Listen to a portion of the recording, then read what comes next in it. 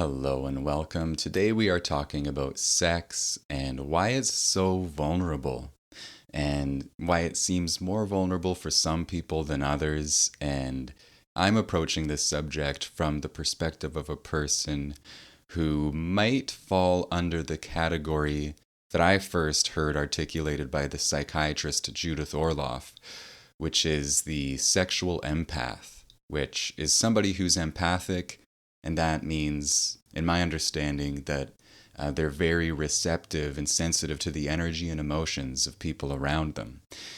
And a sexual empath is somebody who's highly receptive and highly receptive, specifically in the area of sex, physical intimacy, and where some people can kind of emotionally detach and just treat sex as something that's fun and isn't a necessarily deeply emotionally connecting experience.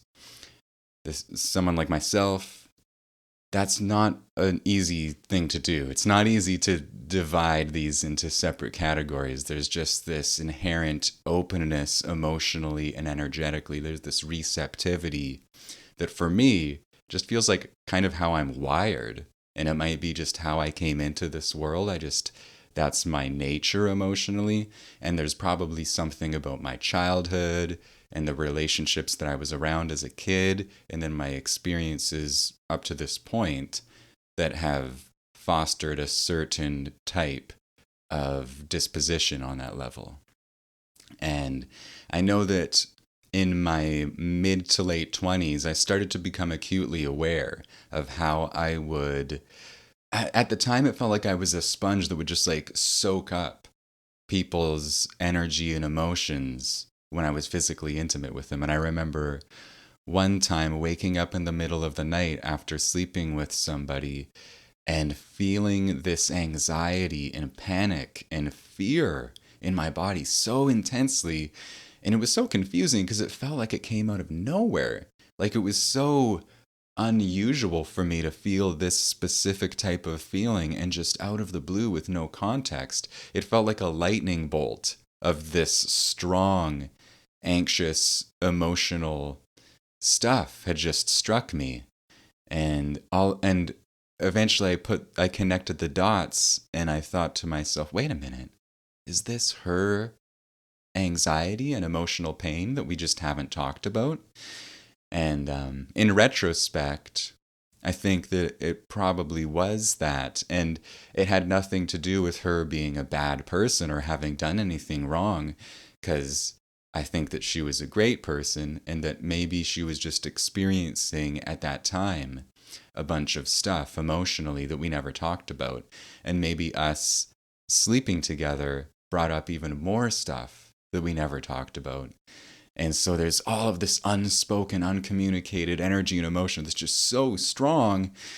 And I wake up and I'm just filled with it. And I guess it was never verbally communicated, but on this empathic level, on some nonverbal, emotional, energetic level, it was very clearly communicated. So much so that I was just filled with it. My whole body was filled with it.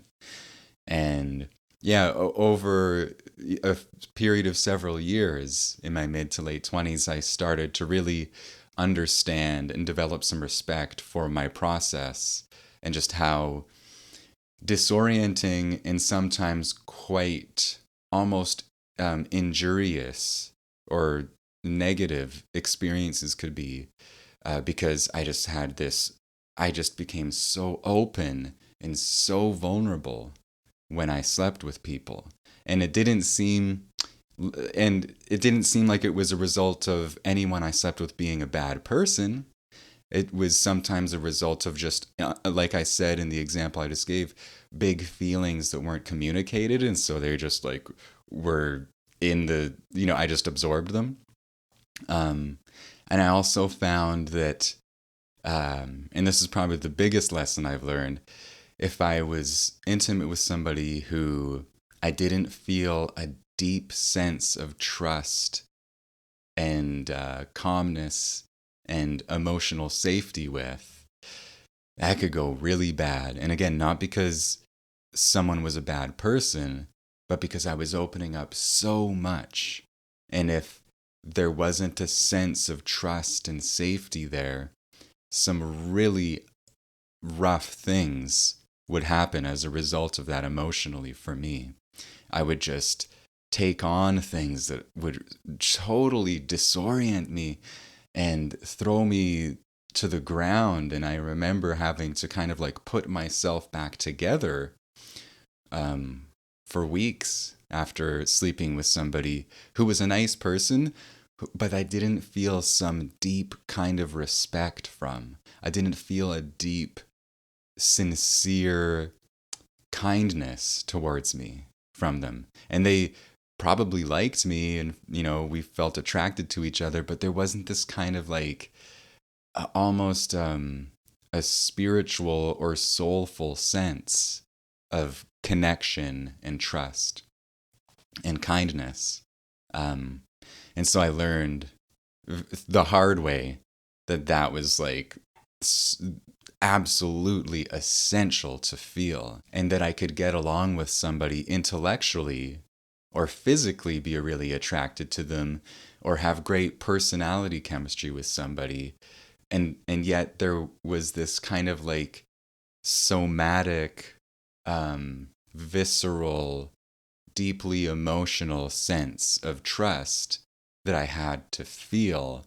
Otherwise, it wasn't really a yes, because my body was still like, I'm pulling back. And then my mind was like, no, no, no, no, no, I'm going forward. This is going to be great. And yeah, over the years, I guess I've just learned to appreciate and respect that deeper, vulnerable place, that vulnerable voice inside of me more and more. Because going against it, it's just not wise. And there's another thing that I've kind of just reflected on over the last few years that I'll share. And it's just this curiosity in me, or maybe an appreciation and understanding of something that I never really appreciated or understood at a younger age, though it's so obvious when I say it. And basically that's that as a heterosexual male, sex can always lead to creating children. And even if I'm practicing contraception, even if that's not the intention, and in my experience, it hasn't been the intention of being sexual with somebody, and that's explicitly agreed upon, there's still, I just feel like for myself and probably for many others, on some deep, almost primordial level, because of that reality, it's like there's just this gravity, and I don't think that's the right word, but I'm going to use it. There's this significance and gravity to that activity with another person that means certain things have to be in place. There has to be, like I said, a deep sense of trust. There has to be open, clear communication. And there has to be kind of like an intellectual discernment of like, okay, I'm looking at this person, I'm interacting with them. Do I feel trust? Do I trust them?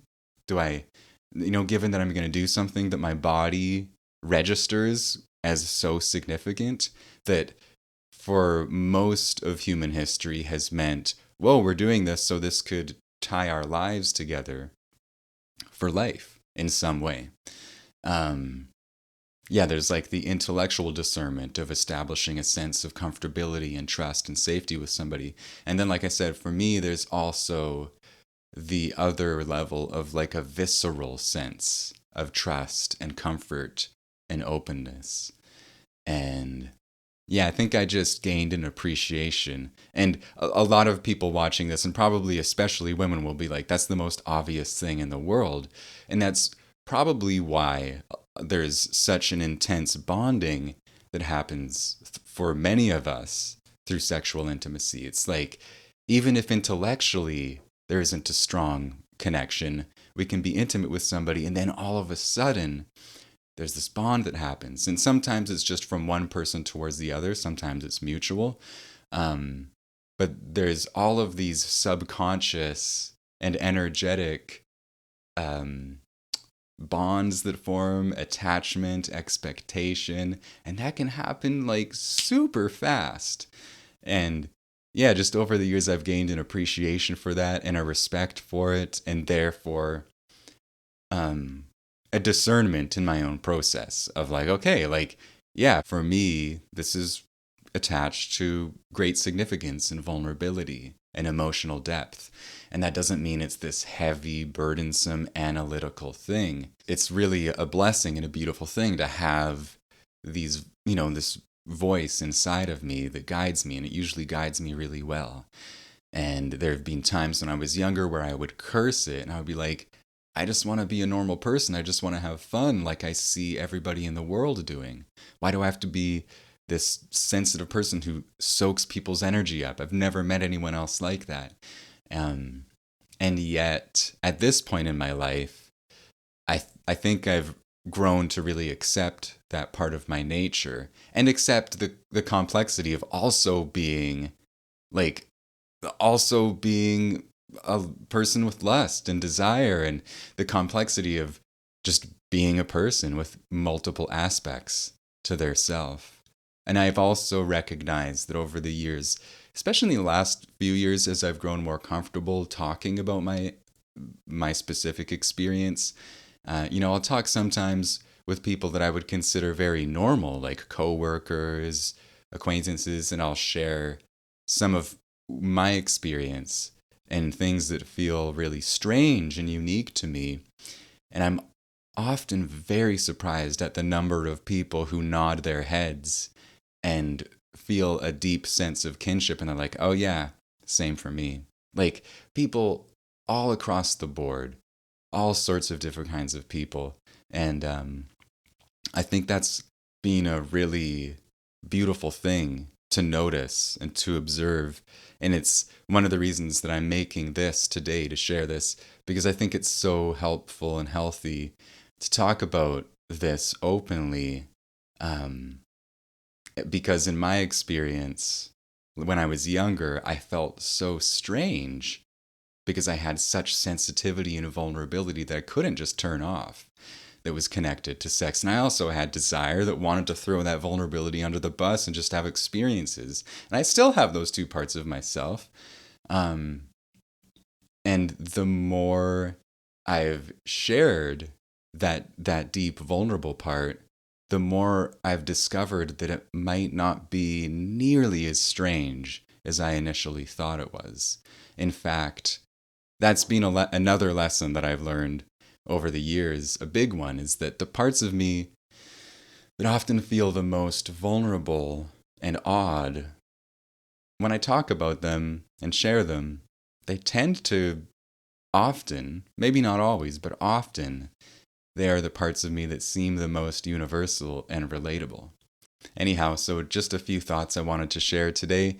I hope you enjoyed this. If you did, you can let me know. You can comment, you can like, you can subscribe. If you're on YouTube, you can turn the notifications on so you find out when new episodes are released. And if you're interested in checking out my book, How to Open the Heart, An Incredible Journey into Vulnerability, Empathy, and the Transformation of Consciousness, you will find links to that in the description. And until next time, I hope that you have a beautiful day.